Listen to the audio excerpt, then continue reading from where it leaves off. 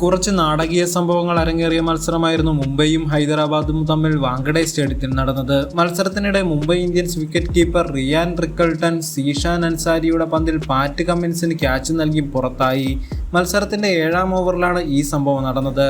ഈ വിക്കറ്റിന് ശേഷം വലിയ ആഘോഷങ്ങൾ ഹൈദരാബാദ് താരങ്ങൾ നടത്തുകയുണ്ടായി. പക്ഷേ ഡഗ്ഔട്ടിലെത്തിയ ശേഷം ഉടൻ തന്നെ അമ്പയർ ഇത് നോബോളാണ് എന്ന് വിധിക്കുകയുണ്ടായി. എന്നാൽ ബോളർ ഓവർ സ്റ്റെപ്പ് ചെയ്തതിന്റെ പേരിലായിരുന്നില്ല ഈ നോബോൾ വിധിക്കപ്പെട്ടത്. ഇത്തരത്തിൽ റിക്കൾട്ടന് ഒരു 2ാം അവസരം നൽകിയ നോബോൾ എങ്ങനെ ഉണ്ടായി എന്ന് പരിശോധിക്കാം. മത്സരത്തിൽ വളരെ വ്യത്യസ്തമായ ഒരു നോബോളാണ് ഉണ്ടായത്. ബോളർ സീഷാൻ ആയിരുന്നില്ല ഈ നോബോളിന് കാരണം. വിക്കറ്റിന് പിന്നിലുണ്ടായിരുന്ന ഹൈദരാബാദിന്റെ കീപ്പർ ഹെൻറിച്ച് ക്ലാസന്റെ പക്വതയില്ലായ്മയാണ് ഈ നോബോളിന് കാരണമായി മാറിയത്. ബോളർ എറിഞ്ഞ പന്ത് ബാറ്ററെ മറികടന്ന് തൻ്റെ കയ്യിൽ എത്തുന്നതിന് മുൻപ് തന്നെ ക്ലാസന്റെ ഗ്ലൗസ് സ്റ്റമ്പിന് മുൻപിലുണ്ടായിരുന്നു.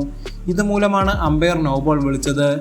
MCC നിയമത്തിലെ 27.1 ആർട്ടിക്കിൾ പ്രകാരം ഒരു വിക്കറ്റ് കീപ്പർ പൂർണ്ണമായും വിക്കറ്റിന് പിന്നിലാണ് നിൽക്കേണ്ടത്. ബോളർ പന്തെറിഞ്ഞ ശേഷം ബാറ്ററെ മറികടന്ന് പന്ത് വിക്കറ്റിന് പിന്നിലെത്തുമ്പോൾ മാത്രമാണ് കീപ്പർക്ക് റോൾ ഉണ്ടാകുന്നത്.